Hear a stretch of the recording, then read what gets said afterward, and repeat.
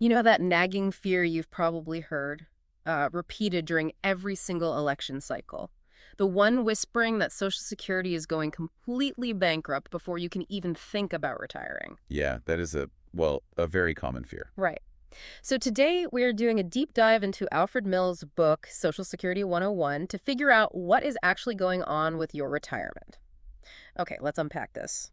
To understand why the system is sweating today, we really have to look at the bizarre reason the retirement age was set at 65 in the first place. Yeah, we have to go way back to the 1800s for that. Hmm. The Prussian Chancellor, Otto von Bismarck, he created the first modern social insurance system, and he set the pension age at 65. Okay. But the catch is, the average life expectancy for Germans at the time was only in the mid-30s. Wait, really? So that would be like setting the retirement age at 125 today. The government basically assumed no one would live long enough to actually collect. Exactly. The financial exposure was just incredibly low. And, that exact same logic carried over when Franklin D. Roosevelt signed the Social Security Act in 1935. Right, because U.S. life expectancy back then was only, what, 62? Yeah, 62. So the architects of the system, they just never anticipated modern longevity. Take the very first monthly beneficiary, for example, Ida Mae Fuller. No, I read about her. Yeah, so she paid just $24.75 into the system over a couple of years, but she ended up living to be 100 years old and collected over $22,000 in benefits. I mean, talk about a return on investment. Right.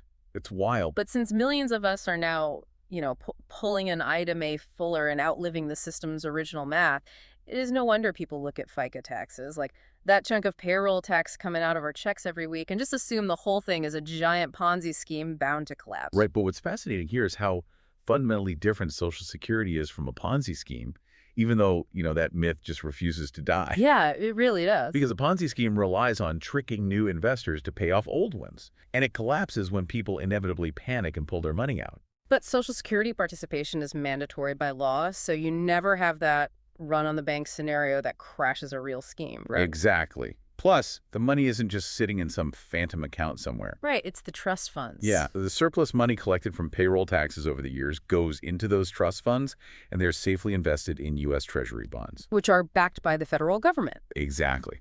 So the real issue isn't fraud. It is demographics. Back in 1935, there were 55 workers supporting each retiree. Wow, 55. Yeah, but today, because of increased life expectancy and changing birth rates, it takes just 2.8 workers to support a single retiree. Man, that is a massive demographic squeeze. And because of that 2.8 ratio, the book notes the trust funds could deplete by the 2030s. Right, which would mean the system could only pay out about 77% of promised benefits from the taxes currently coming in. Okay, here's where it gets really interesting. If the math is currently broken, what are the actual fixes on the table? Well, the author outlines a few objective mathematical solutions. First, they could raise the earnings cap. Okay, how does that work? Right now, any income you make over $118,500 is entirely invisible to Social Security taxes. So it just isn't taxed for this at all. Right. So by raising that ceiling to $229,500, you bring a massive pool of previously untouched wealth into the system. Which I think the book said wipes out 28% of the shortfall instantly. Yep, exactly. But, just taxing higher earners won't close a gap that large. Mathematically, you'd have to raise the baseline tax rate for everyone to get closer to 100%. Right? You would, yeah. Increasing the tax rate by just a single percent, so bringing it from 6.2 to 7.2% for both workers and employers, that covers a full 50% of the gap. Oh, wow. Just 1%. Yeah, because it is applied across the entire workforce. That makes sense. And finally, there is the privatization route. In 2005, President George W. Bush proposed allowing workers to divert some of their funds into personal investment accounts to try and chase higher market returns.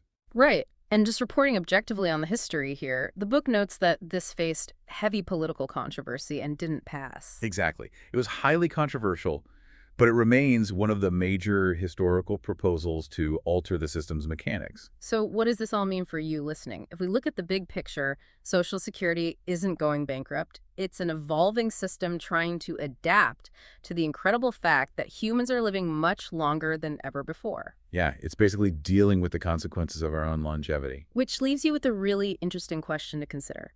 In the mid-20th century, places like Sun City basically invented retirement as an era of pure age-segregated leisure, like a clean break from the working years. Right. But as you look toward your own future, and knowing you might have decades of life post-work, how will you redefine retirement? That's a great question. Yeah, instead of just a frenetic pursuit of fun to pass the time, how will you ensure those bonus decades are filled with true meaning and purpose?